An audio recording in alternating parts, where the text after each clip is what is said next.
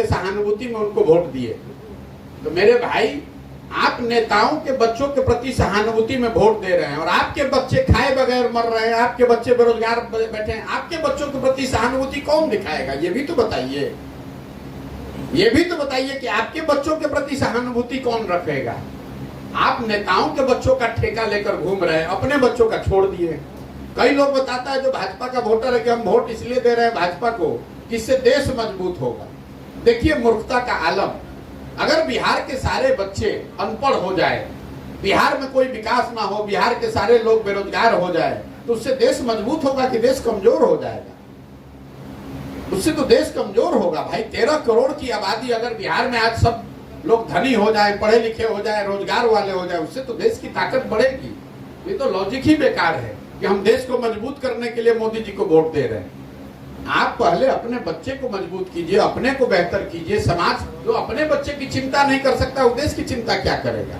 Sir मेरा एक सवाल है कि प्रशांत किशोर सर का टीम पंचायत के वार्ड तक पहुंच करके नौजवानों से जो शपथ ले रही है कि सामाजिक और राजनीतिक हिस्सेदारी में जो है तो आप प्रशांत किशोर सर का साथ दें। नहीं, ये आप शपथ सुने नहीं? बिल्कुल मैंने शपथ लिया। सुन लीजिए हमारी बात, वीडियो रिकॉर्डिंग हर जगह रिकॉर्ड होता है, देख लीजिएगा। क्या है पहले समझ लीजिए।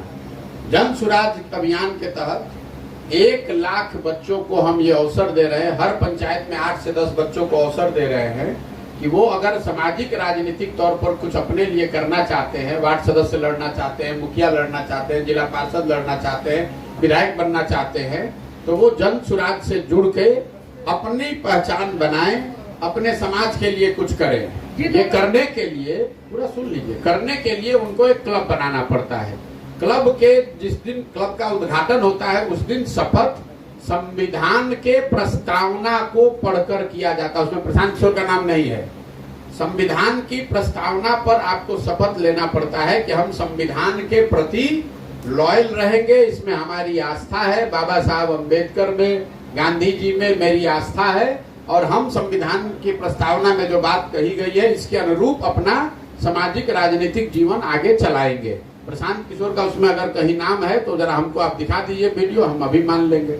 जिस तरीके से बिहार के अंदर जो बड़े बड़े दल है जो करोड़ों रुपया लेकर के टिकट देती है और विधानसभा से बाहर के लोगों को टिकट देकर के भेजती है, कि क्या प्रशांत किशोर की जब पार्टी बनेगी तो क्षेत्रीय लोगों को जो युवा के नाम पे जो वोट लेते हैं या विकास के नाम पे जो है युवाओं को जो ठगने का काम करते हैं, तो क्या प्रशांत किशोर को क्षेत्र के युवाओं को आप इस बात का मैंने जवाब दे दिया।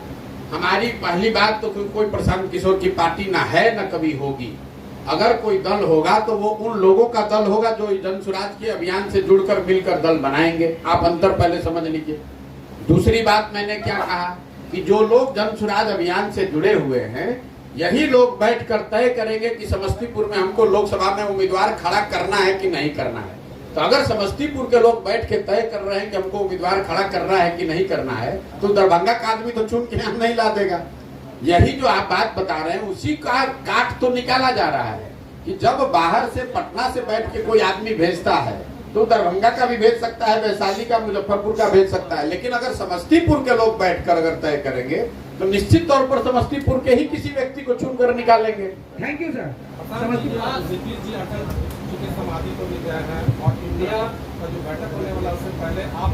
अरे भाई, आप नीतीश कुमार जी के बिहार के बाहर की गतिविधियों को बहुत ज्यादा गंभीरता से ले रहे हैं। उसको ज्यादा गंभीरता से मैं नहीं लेता हूँ। लाइए हम आपको लिख कर दे देते हैं। बंगाल में आपने मेरा ट्वीट देखा होगा, मैंने कहा था कि भाजपा को 100 सीट नहीं आएगा। लाइए आज लिख कर दे देता हूँ, नीतीश कुमार को जदयू का 5 सीट बिहार में नहीं आने वाला है, चाहे जो कर ले। 5 को सीट नहीं आने वाला है। जदयू का कुछ बचा ही नहीं है जमीन पर। आप लोग खुद पत्रकार हैं, आप जरा बताइए कि कौन आदमी आज नीतीश, ना संगठन है, ना छवि है, ना नेता है, कौन जदयू को वोट देगा? भाई दूसरी पार्टियों को चाहे जो भी हो जाए, मैं जानता नहीं, अभी चुनाव बहुत दूर का है, लेकिन जदयू का कोई भविष्य नहीं है। अब वो पार्टी का अब अंतिम काल चल रहा है और इसलिए नहीं कि उस पार्टी में कोई खराबी है। उस पार्टी के नेतृत्वकर्ता नीतीश कुमार ने ही अपने हाथ से उस पार्टी का क्रियाक्रम कर दिया। उनको जरूरत ही नहीं है उस पार्टी की। उनको जरूरत बस इतना है कि हम मुख्यमंत्री बने रहें, और चाहे पार्टी में जो है जो करे ना करे। हम भी तो उस पार्टी में रहे हैं, आज गांव-गांव जा रहे हैं।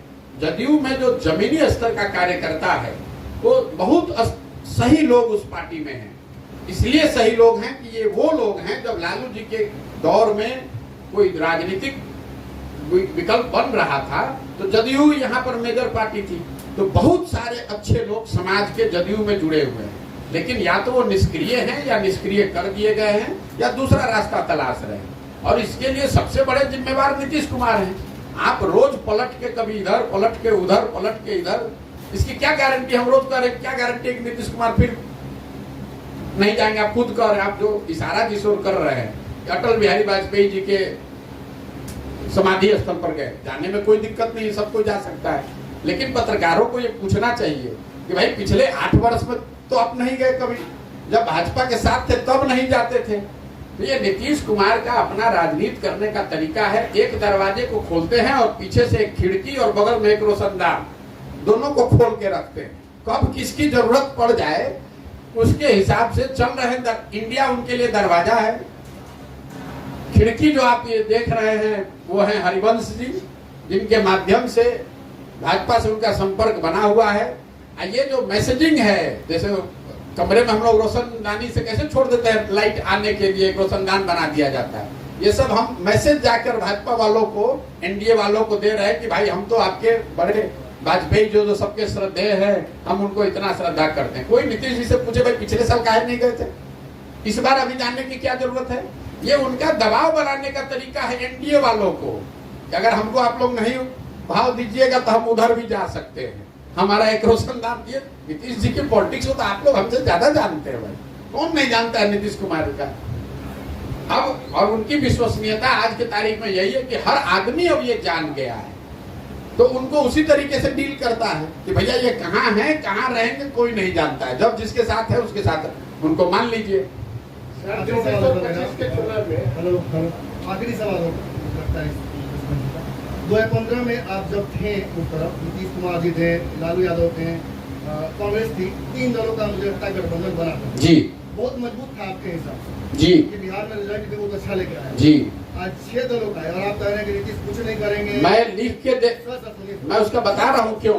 सुन सवाल सुनिए सर, आप कह रहे हैं कि सांसद नहीं जीतेंगे, आप कह रहे विधायक नहीं जीतेंगे, सारा जातीय समीकरण एक तरफ चला गया है। एक तरफ आप देखिए तो फैसला जो ले रही है भाजपा, वो भी वाइल्ड कार्ड फैसले ले रही है, सभी खड़बड़ाए हुए हैं। अभी मेरे भाई आपको हमसे ज्यादा राजनीतिक अनुभव है,